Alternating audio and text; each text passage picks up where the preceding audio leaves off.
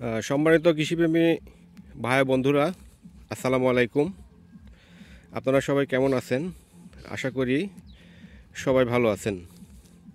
তো আজকে আমি জমিতে স্প্রে করতে আসছি, কারণ সকাল থেকে আমাদের এইদিকে প্রচুর পরিমাণে কুয়াশা পড়তেছে। তো কুয়াশার কারণে গাছে কিন্তু অনেক ছত্রাকের আগমন হয়, সেজন্য আজকে আমি জমিতে স্প্রে করতে আসছি।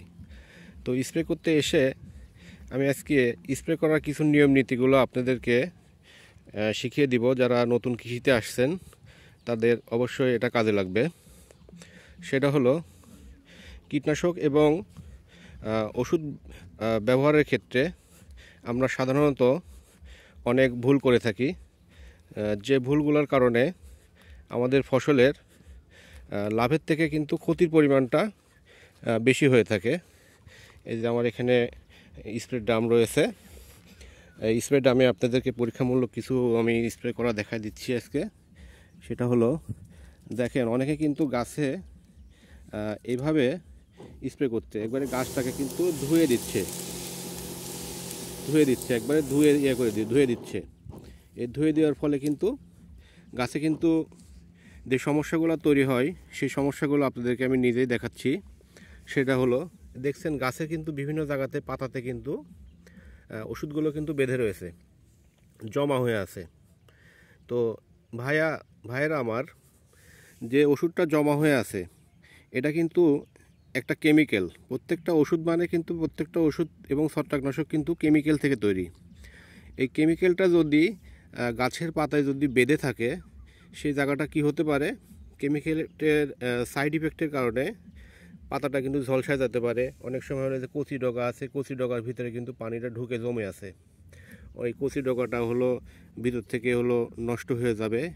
এতে কি হবে, গাছের সঠিক যে গ্রোথ রয়েছে গ্রোথটা কিন্তু নষ্ট হয়ে যাবে, গাছে কিন্তু আর কিন্তু ভালো কিছু আশা করা যাবে না।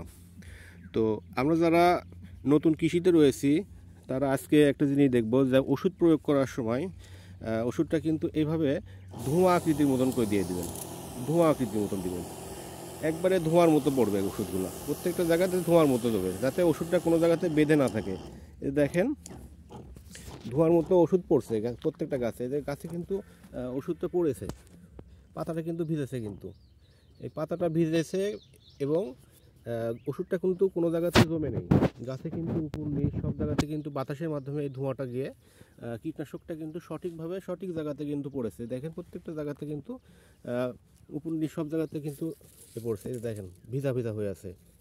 তো এইভাবে স্প্রে করতে হবে। এভাবে স্প্রে করলে কি হবে, যে কীটনাশকের অপচয়টা কম হবে এবং কীটনাশকটা গাছে কিন্তু যেখানে যেখানে প্রয়োজন বাতাসের মাধ্যমে এই ধোঁয়া হয়ে সব জায়গাতে পৌঁছে যাচ্ছে, এবং এর মাধ্যমে আমরা কীটনাশকের যে সঠিক ব্যবহার রয়েছে, যে উপকারিতা রয়েছে, এই উপকারিতা কিন্তু আমরা পাবো।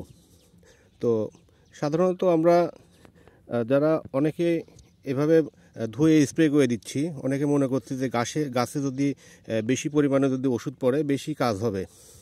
এটা কিন্তু ভুল ধারণা। প্রত্যেকটা জিনিসে কিন্তু একটা পরিমাপ রয়েছে, মাপের বাইরে যদি আমরা কোনো কিছু করি অবশ্যই লাভের থেকে ক্ষতির দিকটা কিন্তু বেশি হবে। এই যে দেখেন গাছটা কিন্তু এখনও কিন্তু ওষুধটা কিন্তু জমে আছে, এখনও কিন্তু শুকায়নি, আর এটা কিন্তু শুধু গাছের উপরে লাগছে। যখন আমি বেশি করে দিব তখন কিন্তু গাছের উপরে পড়ে থাকবে, বিভিন্ন জায়গাতে জমে থাকবে, মাটিতে পড়বে, ওষুধের অপচয় হবে। তো সেক্ষেত্রে আমরা সঠিক নিয়মে ওষুধ স্প্রে করব, তাহলে হলো ওষুধ বা ছত্রাকনাশক বা কীটনাশক এর হলো সঠিক যে উপকারিতা রয়েছে, এই উপকারিতাগুলো আমরা এর থেকে পেয়ে থাকি। তাছাড়া অনেকে যারা নতুন কৃষিতে আসছি তারা অনেকে মনে করি যে গাছে আমরা যদি বেশি কীটনাশক কিংবা ওষুধ প্রয়োগ করব মাপের থেকে বাইরে, তাহলে বেশি কাজ হবে। এটা কিন্তু ভুল ধারণা। যে প্রত্যেকটা কীটনাশকের কিন্তু একটা পরিমাপ রয়েছে। যখন একটি কোম্পানি একটা কীটনাশক তৈরি করে, এর কিন্তু একটা পরীক্ষিতভাবে কিন্তু একটা যে পরিমাপ তৈরি করে দিয়েছে, যে এই গাছে এই পরিমাণে ওষুধ প্রয়োগ করতে হবে, তাহলে এর হলো কার্যকারিতা পাওয়া যাবে। অনেকে কী করতেছি, যে ওষুধটা আমার হলো পার লিটারে 1 মিলি দেওয়ার প্রয়োজন, আমরা ইচ্ছা করে কী করছি আরও 2 মিলি এতে বেশি করে দিয়ে দিচ্ছি। এটা কিন্তু করা যাবে না। এটা করলে আমাদের যে শখের কষ্টের ফসল, এই ফসলটাকে কিন্তু আমরা নিজ হাতে কিন্তু নষ্ট করতেছি। এই কাজগুলো আমাদের করা যাবে না। সবাই এর থেকে বিরত থাকতে হবে। এবং ওষুধ এবং কীটনাশক ব্যবহারের ক্ষেত্রে যে জমিতে কীটনাশক দেওয়া শেষ হয়ে গেল, সেক্ষেত্রে অনেকে কী করছে, যে ওষুধটা যে বেঁচে গেছে, দামে কিছু অবশিষ্ট ওষুধ রয়েছে, এইগুলো আবার কী করছি, পুনরায় আবার কিছু গাছে আবার এই ওষুধগুলো দিয়ে দিচ্ছি। তো এই কাজটাও করা যাবে না। কারণ যে একবার আমি ওষুধ প্রয়োগ করতেছি, যে আবার যে পরবর্তী আবার দিব, আরও ভালো কাজ করবে, এই আশাতে আমরা যে বেশি বেশি করে কীটনাশক কিংবা ওষুধ একটা গাছে দিয়ে দেবো। একটা গাছের কিন্তু অবশ্যই হলো ধারণ ক্ষমতা রয়েছে। ধারণ ক্ষমতার বাইরে যদি আমরা কোনো কিছু প্রয়োগ করে থাকি, তাহলে কিন্তু সেই ফসলের কিন্তু এই সাইড ইফেক্টের কারণে কিন্তু গাছটা নষ্ট হয়ে যেতে পারে, গাছ পুড়ে যেতে পারে। তো এই কাজগুলো আমাদের করা যাবে না। তো ভাইয়েরা, আমার ভিডিও তো মেলায় দিয়েছি, আপনারা দেখেন। তো প্রত্যেকটা কিন্তু আমার হলো সমস্যামূলক ভিডিও। আমি কোনো লাভের ভিডিওগুলোর থেকে কিভাবে লাভ তৈরি হবে এই ভিডিওগুলো আমরা বেশি দিয়ে থাকি। কারণ সমস্যা যদি আমরা প্রত্যেকটা সমস্যা যদি সলভ করতে জানি, সমস্যা সলভ করে যদি এবং রোগ নির্ণয় করে যদি এবং ফসল ফলাতে পারি, অবশ্যই সেই ফসলে আমরা লাভবান হব।